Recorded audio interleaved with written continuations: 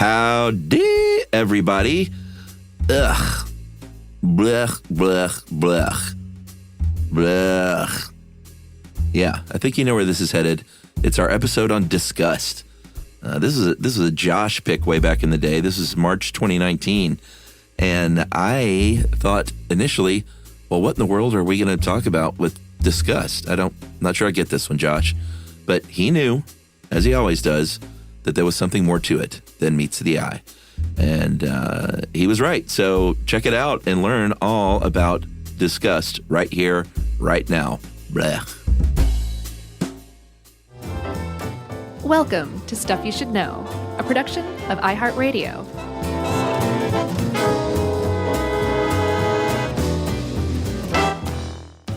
And welcome to the podcast. I'm Josh Clark, and there's Charles W. Chuck Bryan over there. And there's Jerry, and this is Disgust on Stuff You Should Know about Disgust. You got to say it like that. I'm excited about this one, Chuck. And you want to know why? I have no idea. I think you do. If you stopped and really thought about it, that's fine. But if you stopped and thought about it, you would say, yes, I know exactly why, Josh. And it is as follows, quotes, because this is one of those things that science hasn't fully explained, which means there's a lot of interesting theories, which means we just get to talk smack the whole time. It's interesting. This is one of those where I was reading it and it was sort of interesting, but then I was like, why would anyone even study this? That's a good question. I think one of the reasons that I'm fascinated by it, and that I'm sure one of the reasons to dedicate your career to studying disgust, it is kind of a bizarre idea. But one of the main researchers in the study of disgust is a guy named Paul Rosen. He's kind of like the godfather, maybe even the father of the field. Yeah. He says four people in that family. Sure, but he's been doing it longer than anybody. So he's the pappy, as they say in the hills. He said that to him, disgust is the thing, the emotion, the experience that makes humans human. That it is disgust that separates us from the other animals that we share the animal kingdom with. So much so that we actually may use disgust to separate ourselves from the rest of the animals. Okay. That is pretty fascinating, and it's worth exploring, too, because I think it says a lot about us as humans and as animals. Yeah. So that's why. That's the answer to your question. How about that? All right. No, I get why somebody would want to study. I guess I'm talking about allocating funds to study it. Oh, gotcha. It just seems like a strange thing to sink money into. Well, if the humanities are going to sink money into anything, what makes us the most human would be, it makes sense. According to one guy. Right. I love it. Let's talk about gross things. Okay, so we're going to. So this whole idea of studying disgust is actually pretty new. Rosen didn't really start until the 70s, and it wasn't until the 90s that it really picked up, which we'll kind of get into. But prior to that, it was basically just philosophers who were talking about disgust, right? Yes, I think, and I'm not sure about studying, but at least as far as, I think it seems to me like it was more of a, where's the boundary as far as what can we write about and what can we talk about and what can we perform, right? And still sell books and tickets. Right. We want people to be tantalized at the thought of being grossed out or disgusted, but not actually be disgusted. It is a fine line that's walked, No, of course. And it's subjective. It is, but the other thing about disgust that's pretty interesting is it also appears to be universal. It's a universal reaction, but what disgusts people is not universal. It's culturally bound, I guess, right? And maybe personal too. Sure. I think totally personal. So the over time, as disgust kind of moved out of the realm of philosophers and into science, there were a couple people who kind of made contributions early on in the field. One was Charles Darwin. He wrote a treatise on it, and his big thing was that disgust was related to taste, which is true to an extent, but that was Darwin's big thing. And then later on, there was a guy, a psychoanalyst named Andras Angyal. And Andras Angyal basically said that No. Disgust is not really related to taste. It comes from the idea or the thought of putting something horrific into the mouth, which again kind of makes sense to a certain extent. But then when Rosen and friends came along, it really started to take off. And they actually managed to kind of categorize disgust into a few categories, which is what you do when you categorize things. Yeah, there's the first one is core disgust, and that's what you think of if you like, if poop or, I mean, everyone has their own triggers, but if like vomit or feces or like entrails or something, like that's core disgust. That's an encounter with some sort of like physical contaminant that makes you, make that face. Right. And that face specifically, that's another universal thing too, apparently. The face it's called the gape, which is your mouth is open. Your tongue may or may not be sticking out. Your nose is wrinkled, and your upper lip is raised. Interesting. I don't do that with my mouth open, though. So you just kind of do the nose wrinkle in the upper lip? I guess. Like this? But I don't open my mouth. Right. So that's why I sort of like, I don't know, when it comes to stuff like this, I'm a little, when they make these sweeping statements like, everyone makes this face. It's like, right. Well, everyone may make a variation of a face. There's like a universal set of characteristics to the face that you could choose from that would fall into disgust like that? Well, I don't know if you choose anything, but maybe your natural reaction. But like, I don't open my mouth. And when I read that, like, everyone opens their mouth, I'm like, no, that's not true. So I think one of the reasons why there is like this idea of it being universal is because evolutionary psychology, as we'll see, has said like, yes, this is our realm. We've got this. We're going to explain this one. And to fully explain it, it basically has to be universal. So I think that's another thing about the point where the study of disgust is right now. Like there's a lot of good ideas, some of which have kind of been shown to be probably true thanks to the Wonder Machine. But it's not fully explained. And so there are some ideas and descriptions that make it seem kind of wacky too, right? Yeah, for sure.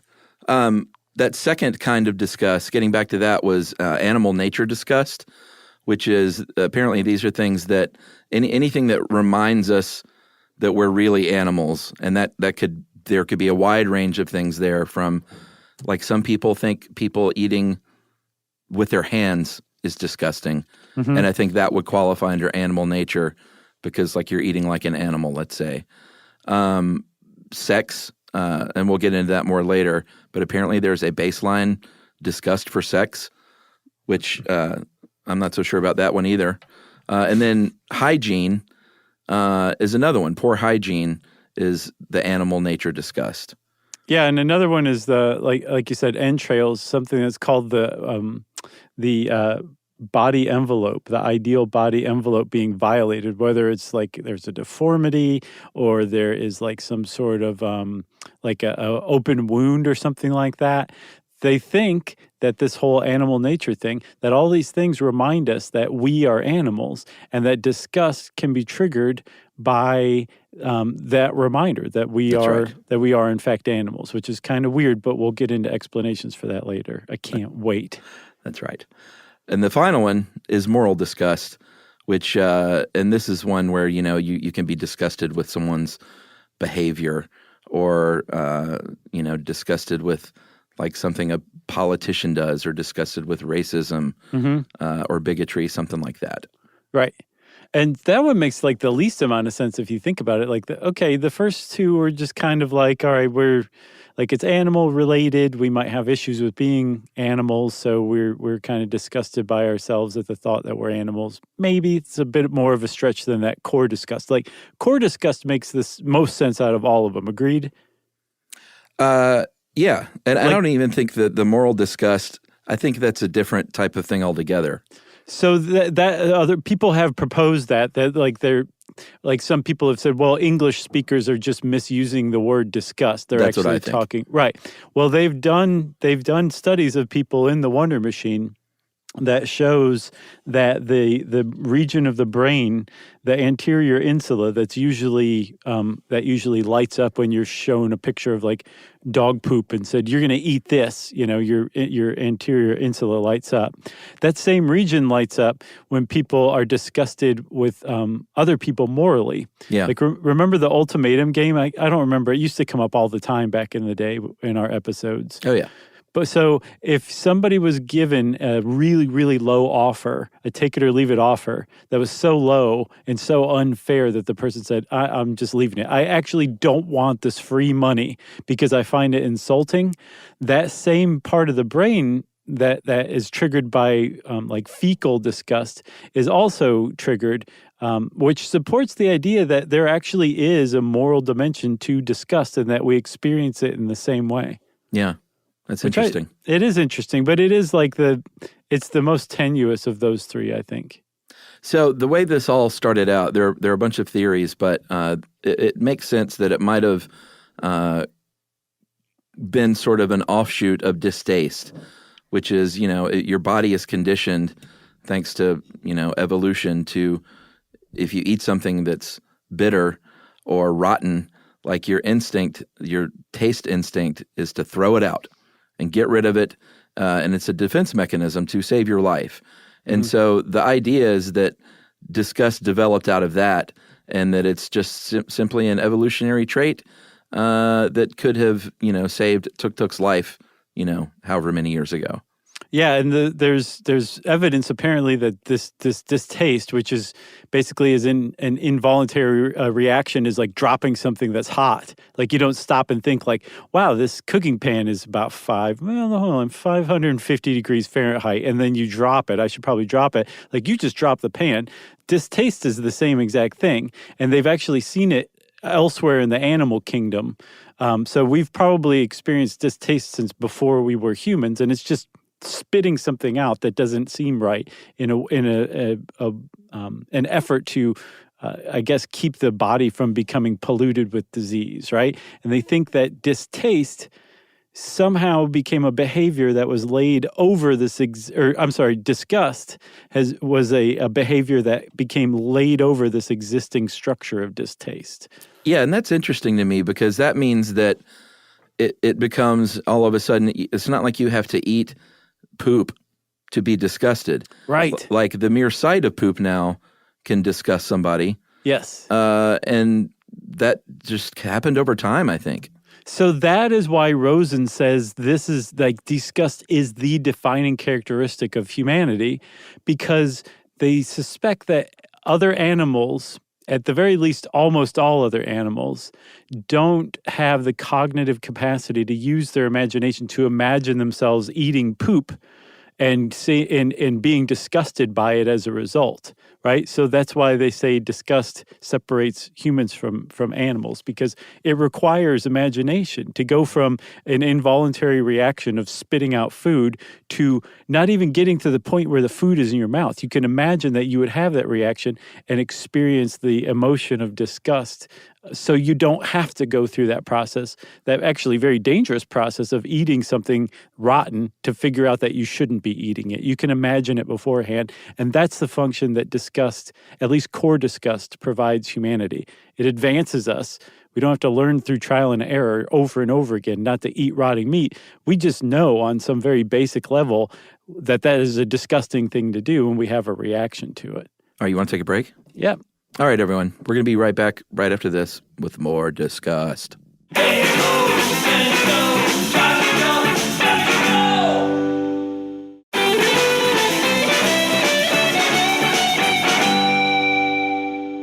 So I think we should go back to Tuk-Tuk, Okay. and just like how this actually may have worked back in the day. Let's say Tuk-Tuk and his buddy Mak are strolling along the tundra.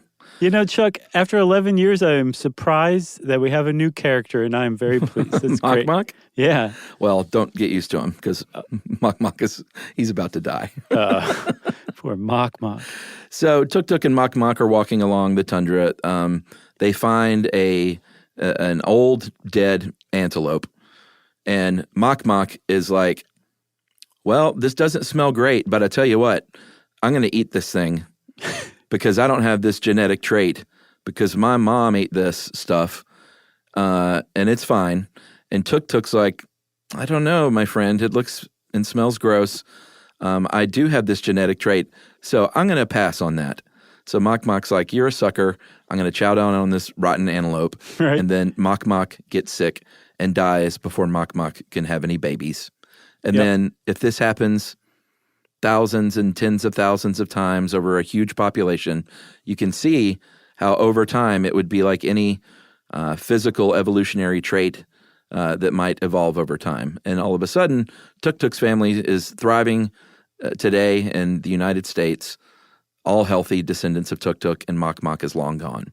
Right. And because Tuk-Tuk was able to pass along his genes of being disgusted by rotten meat, and Mok-Mok died before he could pass his genes of not being disgusted along. So natural selection or evolution selected for Tuk-Tuks, right? Right. And Tuk-Tuk was a prolific lover, as we all know. And I imagine Mok-Mok in his dying words gasping, I regret never having seen the ocean. Yeah, probably so. It's a good Mok-Mok. Everyone doesn't know, but it's true. That was a great Mok-Mok impression.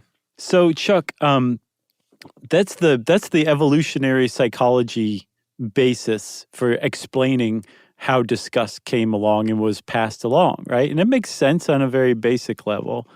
But it starts to get less and less sensible, as you've already pointed out, as we start to add more and more inputs of disgust, right?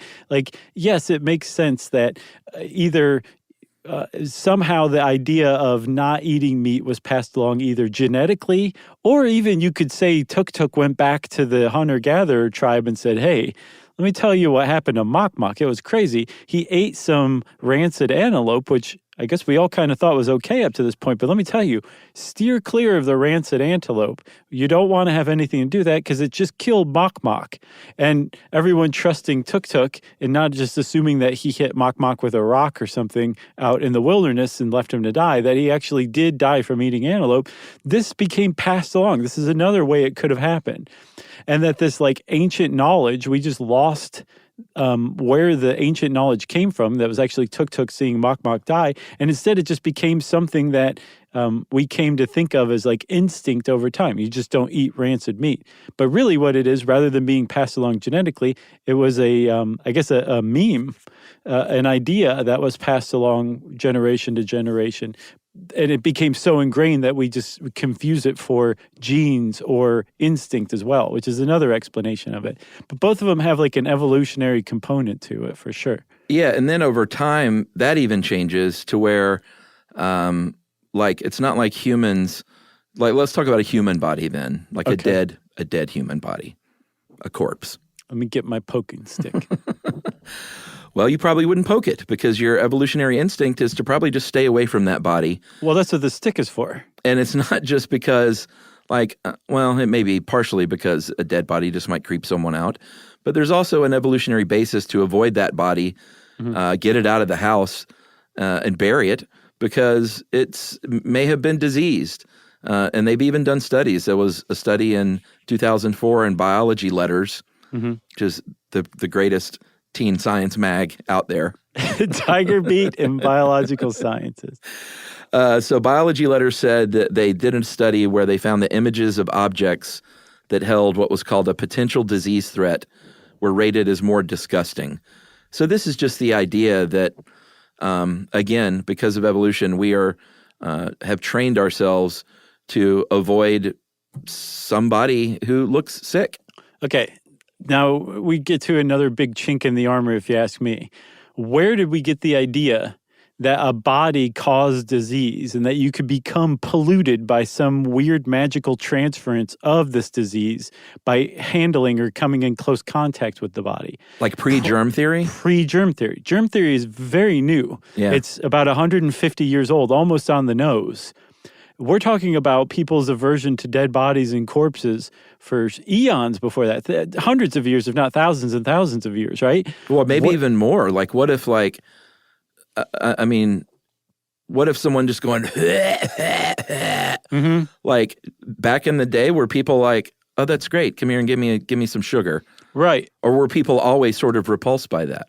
Yeah, I don't know, and we don't know. We can't say. We can only go as far back as any like historical references we can find. But you can make a pretty good case that an aversion to something like that or a dead body goes back much further than germ theory. Yeah, it's weird. So you come to that question: where did we get this idea? Where did we get this understanding on a very basic, fundamental level that corpses are to be avoided, so much so that we are disgusted by them? And even if you're not disgusted, like I want to retch if I see a dead body in person, which you may be surprised. I think a lot of people would be very surprised that if they actually did see a dead body, they would probably retch.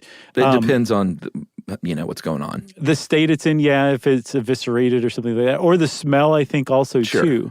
But the idea that there's something that is keeping you from avoiding it, whether it's the creeps, whether it's disgust, whether it's some form of aversion that is acting to put distance between you and the polluting entity, this dead body, where did that come from before germ theory? That's my big question that I haven't seen answered anywhere. It's where did we get that?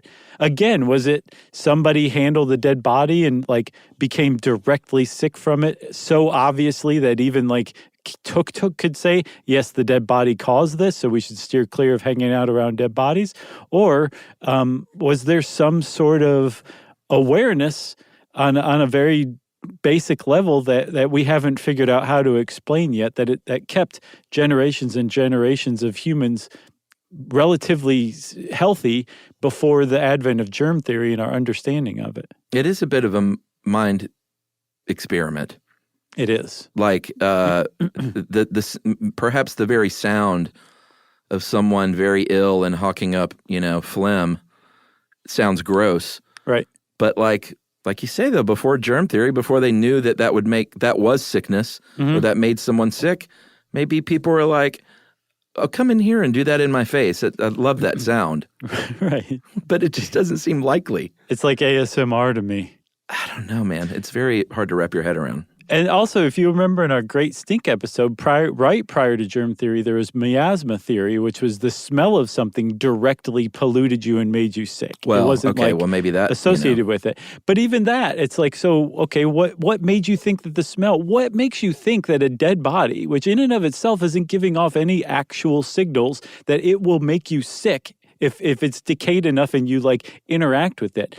What about that made us associate sickness, a transference of sickness? That transference it's an invisible, magical transference of pollution from the dead body to you, the person who's handling the dead body. That is significant and remarkable that we came up with that. That's what I think is just so fascinating about all this. Yeah, and I think this thing about the contingencies plays in too, because, and it's funny, I have to admit, when I read this, the word contingencies in my head, I was adding a letter or something, and I kept saying it in my head as Contingencies. And I was like, what is that Contingencies? And finally, I saw contingencies correctly. I was like, man, am I drunk? Like, what's going on? So anyway, there are contingencies. That's like facetious. I had that same experience with facetious when I was, What'd you think it said or sounded like? Fastidious or something like that. Oh, and I kept fastidious? sounding it out, and then finally I was like, oh, that's facetious. Yeah, but you were probably like 12 I was. and not a professional broadcaster. Yeah. I just think you had something in your eye. That was all. So these contingencies in humans, at any time, there are many contingencies at work within us competing against each other. Right. So if you go back to Tuk and Mok, Mok died, Poor but let's Mok say Mok. he did feel some disgust, but it wasn't like, but he was also hungry. So that's the competing contingencies. And his desire to eat, or not desire, his need to eat, overcame his low-level disgust of like, well, doesn't taste great, but I have this other contingency that says I have to eat, so I'm going to eat this thing, and he doesn't die.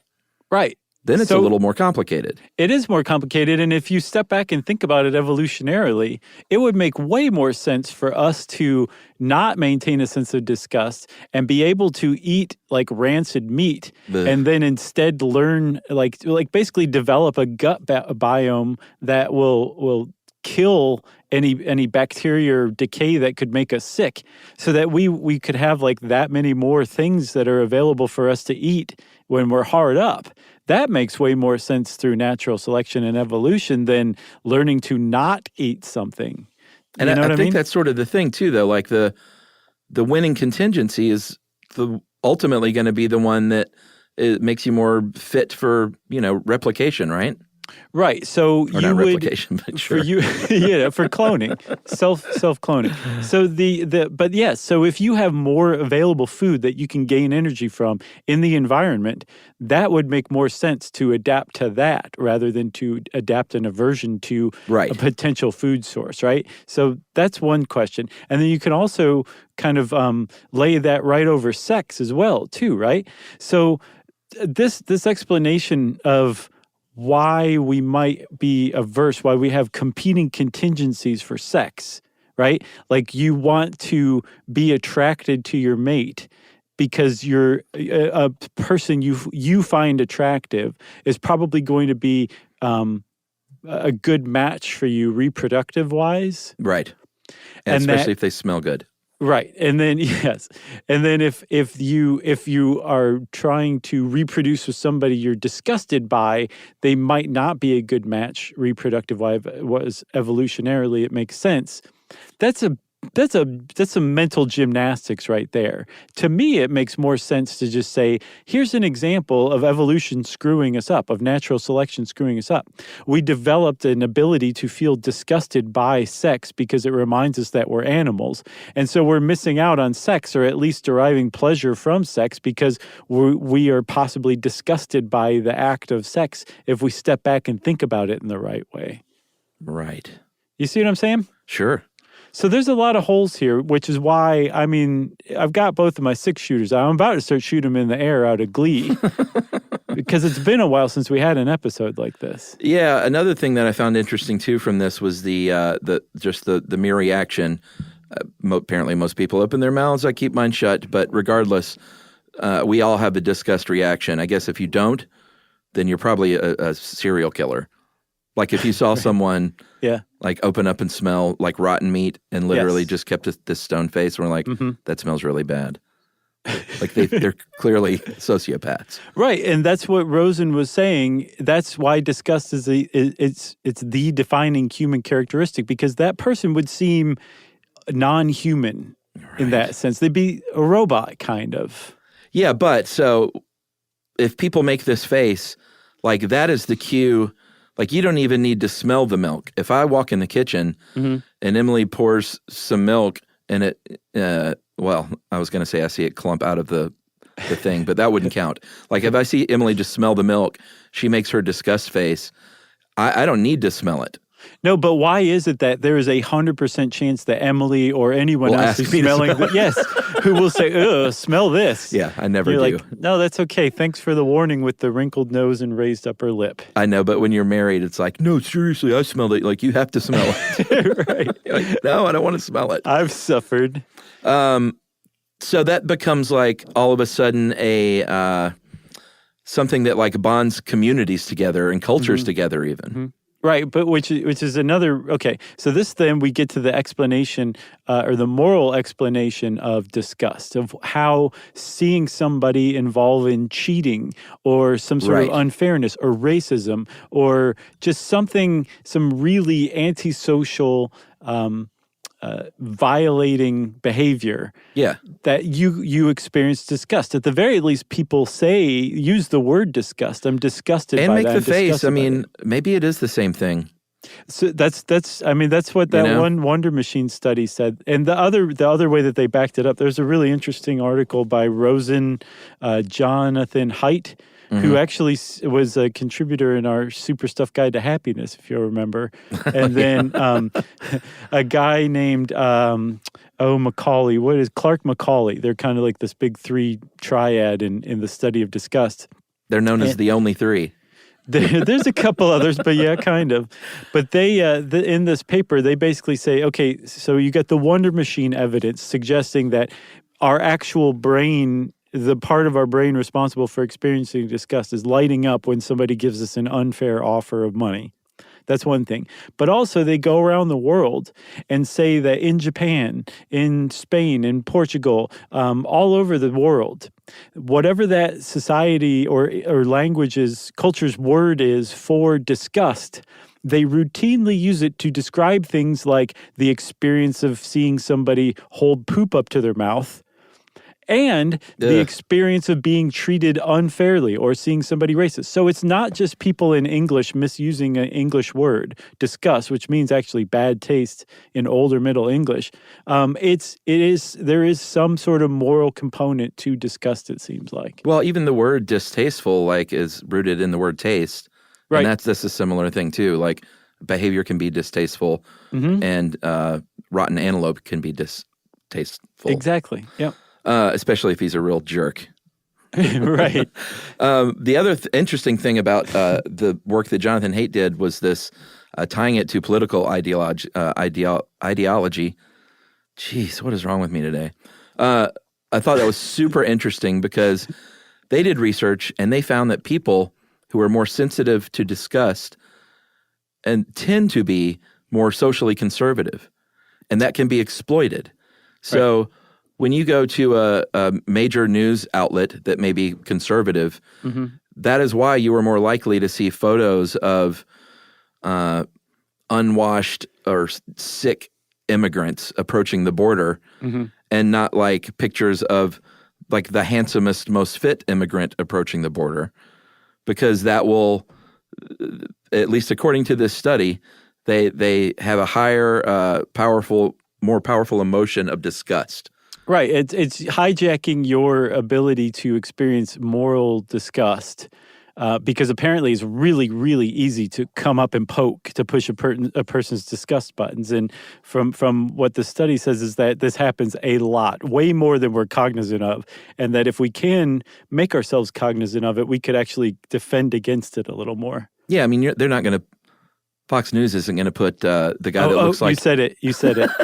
You said the name. They're not going to put the guy that looks like Antonio Banderas in the immigrant caravan. Hello. As their front... You okay? Yeah. As their front page lead photo, you know. It's going to be the person that's on the stretcher that's sick and dying. Right. And that's going to cause this reaction of disgust. Like, look what's happening. They CGI flies, like flying around the person. Can't you see Antonio Banderas walking up in the video and going, "This wall is too sexy"? And then the other interesting thing about that whole study that Haidt was doing, was they also found that people make harsher judgments when they are exposed to a disgusting stimulus. So... it usually was a smell, like the smell of a tootie booty, a shot duck. And if you smell this flatulence, you would react more harshly toward like a photo of something, right? Now, that might disgust you just a little bit. I want to know the methodology of this study pretty badly. Like, was it just one of those things where they just kind of suddenly the area between you and the researcher filled with a fart smell? Well, where do you get the fart smell? Is there a synthetic or? I think there is. You probably like at some novelty joke shop. They picked up like a spinning bow tie while they got the canned fart too, right? They're like, "Thank you. Here's your $10 and have a good day." And they shake their hand. There's a buzzer. Right. Exactly. So, but I mean, like, is this so? Where they were talking about something like, you know, what kind of a prison sentence would you? Oh, excuse me. What kind of a prison sentence would you give to somebody? And like this fart smell just kind of comes up, but like they're just not talking about it. I would guess that's how you would have to do it, right? Dude, I had a stranger ask me the other night if I farted. Oh, yeah? Had you? No, I was at the Fleetwood Mac concert standing in the beer line, and this guy in front of me turned around with his wife and fully just said, "Did you fart?" And I went, "Nope." And I was like, "I would tell you if I did." Did he look at his wife and go, "Did you fart?" No, but then we got to talking, and I was like, "Guys, I hate to tell you," I said, "I don't even smell anything. So I think you're looking in the wrong direction. And then he felt like, I was a little drunk, so I didn't care. I was playing along. But then he felt like really bad and was over-apologetic. And I was like, dude, if you're going to ask someone if they farted, don't then turn around and be weirdly ashamed of that. Right, get all weepy. Just own it. So, does the guy not know the whole "he who smelt it dealt it" idiom? I don't know. Maybe it was a first date, and that was the deal. Maybe he did. Yeah. He really played it off well, it sounds like. All right, should we take a break? I think we should. All right, I'm going to go fart in the hallway. We'll be right back. Thank you for that, Chuck. We'll be right back.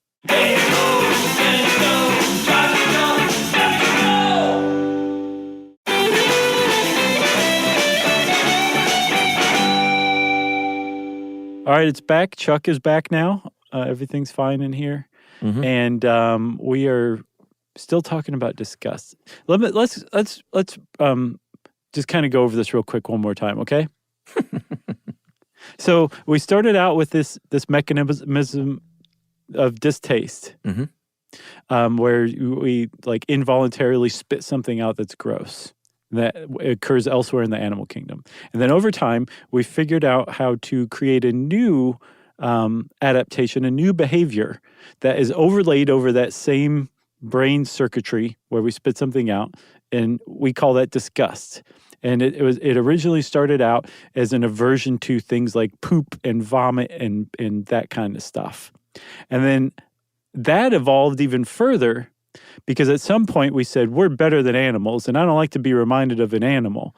And I guess that desire to not be reminded of an animal developed so much that it became overlaid over that disgust emotion that had hijacked the distaste emotion. And then at some point, finally, it reached the moral structure, and that hijacked the animal and the core and the distaste to where now just the idea of somebody behaving in a certain way can disgust us.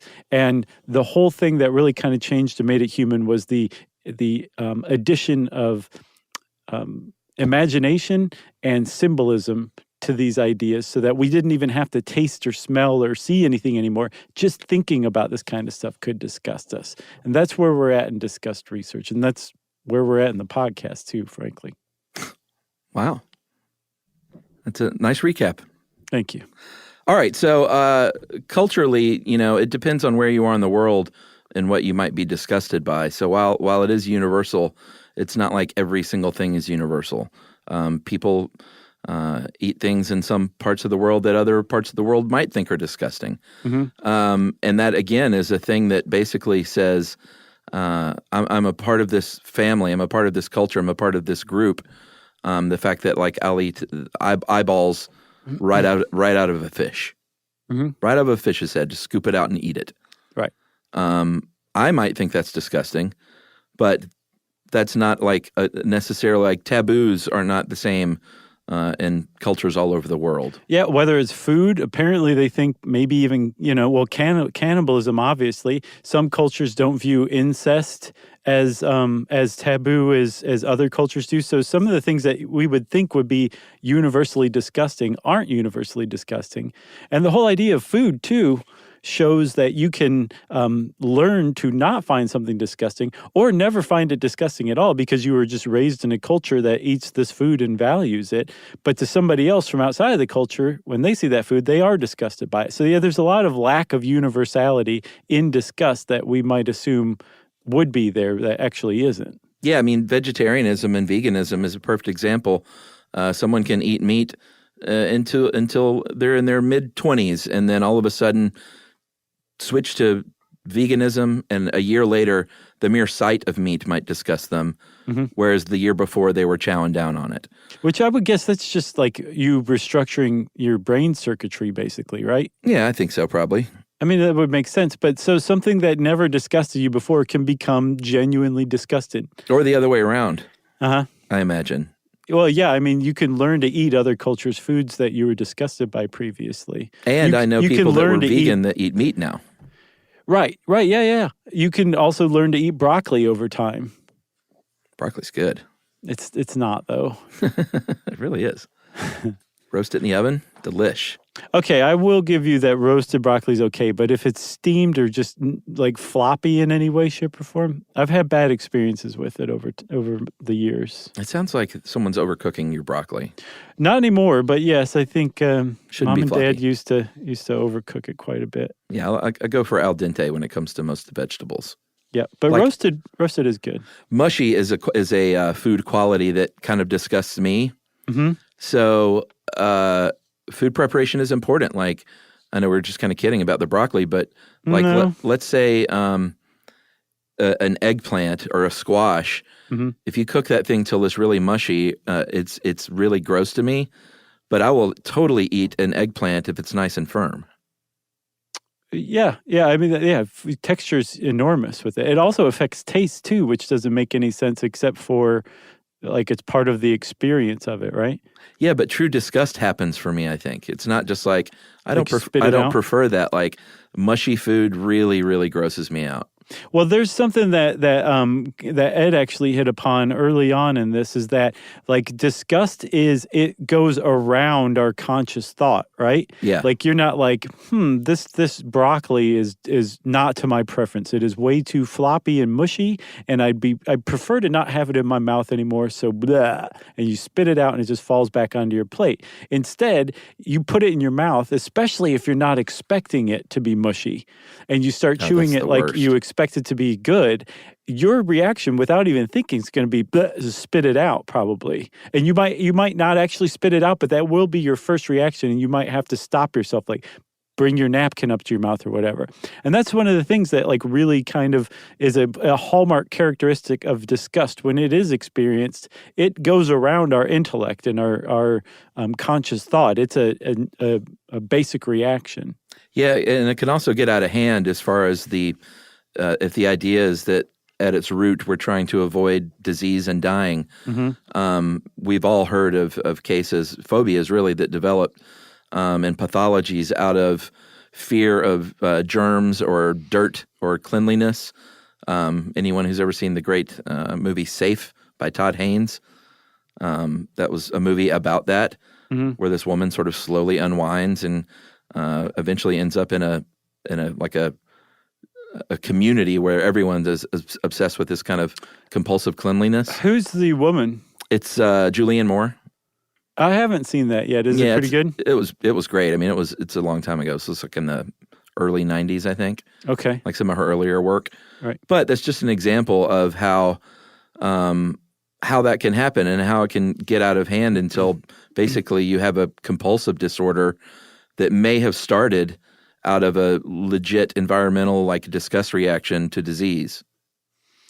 Right. Yeah. That's what they think is the basis of possibly all of it that has to do with disgust, or a drive to feel clean, or to get rid of germs, or to be afraid of germs, that kind of thing. That it's your being indoctrinated into disgust went a little too far, and your brain's disgust reaction just became too powerful, and now it has this kind of crippling effect on your life. Yeah, but it can also oddly, there are things that have nothing to do with disease and dying that have been kind of labeled as disgusting. And Ed points out acne is one of them. That might trigger a disgust reaction in some people, and it's really completely harmless. It is, but it's playing upon, in an inadvertent way, our predisposition to be grossed out by things like a sore? disease. Yeah, a sore, a pox, a pustule. Interesting. It has nothing to do with that. It just kind of resembles it. In the exact same way, people find slugs and snails disgusting, and they suggest that it's because they look like they're covered in mucus. Even though it's not actually mucus, it reminds us of mucus, so we're disgusted at the thought of touching one of those things. Same thing. They're not disease carriers, but they remind us of it. That's the key. Because disgust works hand in hand with human imagination. I got Emily one of those Pop-It pals. Have you seen those? No, what is it? You know how she's pretty obsessed with zit popping. Mm-hmm. And she's not one of those people who watches the stuff on YouTube. Yeah. But it's just like a personal thing. But I saw it on Shark Tank. There's this thing now. It's about the size of a bar of soap. Okay. But it's made out of silicone. It's kind of this squishy rubber rectangular bar. Yeah. And you squirt this I don't know what it's made of. It's almost like Crisco or something. I think it's plant-based. and you fill it up with that, and the top of it is covered with all these little dimple holes, and you pop them. And it comes snaking out just like like the best pimple you've ever seen. That's amazing. So I kept like trying to imagine that like this was going on the person's face. Now I see. It's like just to basically like, here, keep busy with this and leave my face alone. Yeah, you just like whatever, you set it in your lap and just pop away. That's really awesome, man. Yeah, it was really satisfying for her too. I thought she might be like, nah, this is not the same, but she was obsessed with it for That's awesome. a couple of days. Is there any great human thing that Shark Tank hasn't given us? I don't know. I can't think of one. Yumi has a thing for cauliflower ear, and she'll sometimes watch videos of cauliflower ear being drained, and it's like, I can't hang, man. Did she ever date a wrestler? No, not that I know of, but... she missed her chance, I guess. Right. She better have missed her chance. By God. She comes in and she finds you like on the carpet rolling your ear on the floor. Right. Isn't that how wrestlers get it? I think they get it from like a trauma to the ear, like a punch to the ear, or like a impact to the ear, and then like it swells up, and then it turns into like scar tissue or like just pussy infected edema. Well, which is why they wear the ear covers. Yes, well, that and to look cool. Those do look kind of cool somehow. So it offsets the singlet. Which is the least cool thing you can wear. It's pretty uncool, I have to say. Sorry, wrestlers, but the entire rest of the world thinks that the singlets look uncool. It's not just us. Oh, boy. So let's talk about the Disgust scale real quick. Do you have that? Yeah, I didn't even look at this because I thought it might be fun if you just went through a few of those with me. Oh, okay. Well, this is a great idea, Chuck. Let's make it into a game. Still innovating after 11 years. I'm so proud of us. So Paul Rosen and John Haidt and a couple of other people came up with Clark McCauley. And Clark McCauley, I'm just going to say the third person. They came up with a Disgust scale. Okay? Yes. So Chuck, between 0 and 4, 0 being strongly disagree, and 4 being strongly agree, meaning it's very untrue or very true about you. Okay. Please indicate how much you agree with each of the following statements or how true it is about Between you. 0 and what? 3? 4. Okay, 4. 0 strongly disagree, it's very untrue about you. Okay. 4 is strongly agree, very true about you. I might be willing to try eating monkey meat under some circumstances. Strongly disagree. 4. That's a 0. Okay, 0. Okay. It would bother me to be in a science class and to see a human hand preserved in a jar. Obviously, that would not bother me because when I saw the human head in a bucket, very famously, my reaction was, there's a human head. Okay. Whereas the person with me was really disgusted. Right, yeah, and I think understandably so. I love that story. Okay, here's another one. I never let any part of my body touch the toilet seat in public restrooms. Agree or disagree, untrue or true? I'm just going to ditch the numbers because it's confusing me. Okay. That doesn't really bother me that much. I know that probably really disgusts you. No, well, yeah, I just have to go to another place. Oh, see, when I do that. I don't mind, man. I know that's gross probably, but whatever. Okay, here's one more from this one. Then we're going to do another set. You ready? Okay. I would rather eat a piece of fruit than a piece of paper. Well, yeah, I'd rather eat a piece of fruit. Okay. Okay. I think that's just like a baseline one that they use. Yeah, okay. Maybe so. So then between 0 and 4, rate these not disgusting at all or extremely disgusting. All right, or just say one of those two, okay? You see maggots on a piece of meat in an outdoor garbage pail. Very disgusting. I agree. Your friend's pet cat dies and you have to pick up the dead body with your bare hands. Not disgusted, just sad. Okay. I mean, I've done that with all of my animals that have passed. I took care of the bodies. Right. I think this leaves out that it was hit by a car and is now part of the road, basically. Oh, yeah, that's medium disgusting and sad. Okay. Yeah, well, yeah, it's sad. You're about to drink a glass of milk when you smell it as spoiled. And then in parentheses, weirdly enough, it says, because Emily just jammed it under your nose and said, smell this. That's weird. Yeah, the smell of turned food grosses me out a lot. Okay. While you're walking through a tunnel under a railroad track, you smell urine. Yeah, I've been to New York enough times. It's not that big of a deal. It still gets me, man. I think smelling urine is worse than smelling poop for some reason. Oh, really? Yeah. Oh, interesting. Okay, 2 more. You see a man with his intestines exposed after an accident. Yeah, that's pretty high up there. Yeah. Yeah, I think so too. And then last, Chuck, you see someone put ketchup on vanilla ice cream and eat it. Yeah, that's gross. Okay. Although Chuck, it's interesting, though, when I thought about the body's entrails, like, I don't love it, but I can watch, like, a surgery. Mm-hmm. It's not my favorite thing, but I'm not, like, fully disgusted. But if it's an accident, I think that so it might be a contextual thing as well. So one of the things that I experience when I see like something in surgery, and I think, yeah, context definitely has a lot to do with it in that case too. But if I see like a surgery, like remember there used to be that TV network that was nothing but surgery. You remember it? I don't remember that. It was in like the late 80s, early 90s, I think. But to see that, I'll get like faint. Right? Like, and it's not necessarily the sight of blood. It's like the sight of viscera. I get a little faint, and it never made sense to me. That might be mirror neurons, huh? I think definitely is part of it too. But I think also part of the disgust reaction is that your heart rate and blood pressure lower, which would explain why you start to feel faint. Like I don't feel queasy or nauseated or like I'm going to retch. I feel like I need to sit down for a second.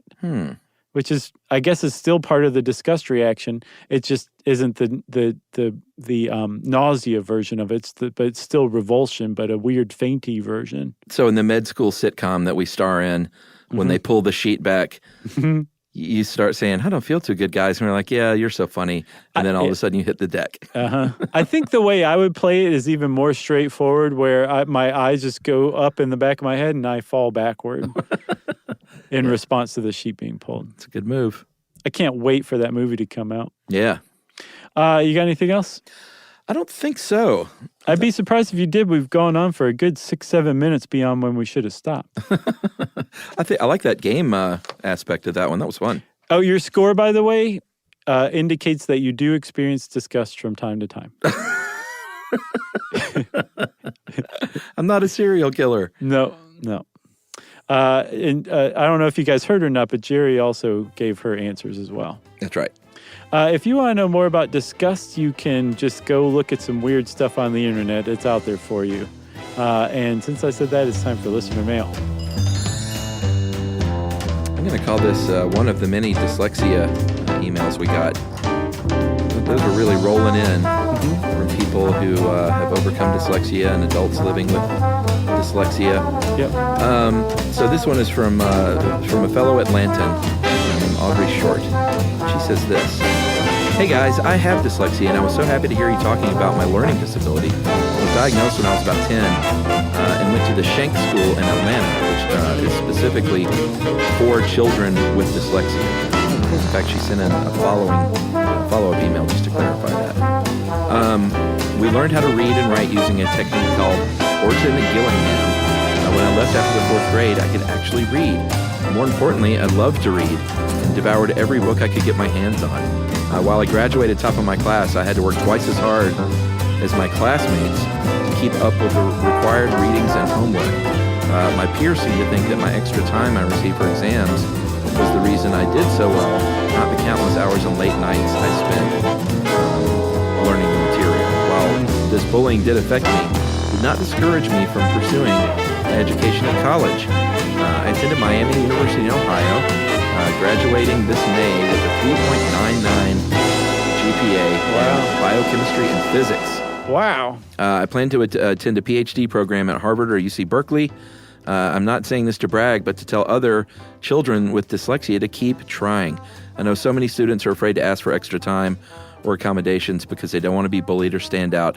I'm proud of my dyslexia because it has forced me to learn how to stand up for my student rights. I've made it to where I am today by utilizing the tools given to me, like extra time. And I want to encourage all people with learning disabilities to seek help because you are intelligent and your unique perspective just might change your field entirely." Nice. Yeah, that was Audrey? Audrey Short. Great email. Audrey, that is a great email. So that kind of replaces that whole, like, look, this famous person made it. You can just tell people, let me tell you about Audrey Short. Yeah, agreed. Okay. Way to go, Audrey. That's fantastic.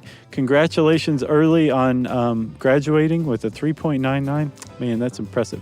and good luck in grad school, too. If you want to get in touch with us like Audrey did, you can go on to stuffyoushouldknow.com and check out the social links there. You can also send us an email. Send it off to stuffpodcast@howstuffworks.com. Stuff You Should Know is a production of iHeartRadio. For more podcasts from iHeartRadio, visit the iHeartRadio app, Apple Podcasts, or wherever you listen to your favorite shows.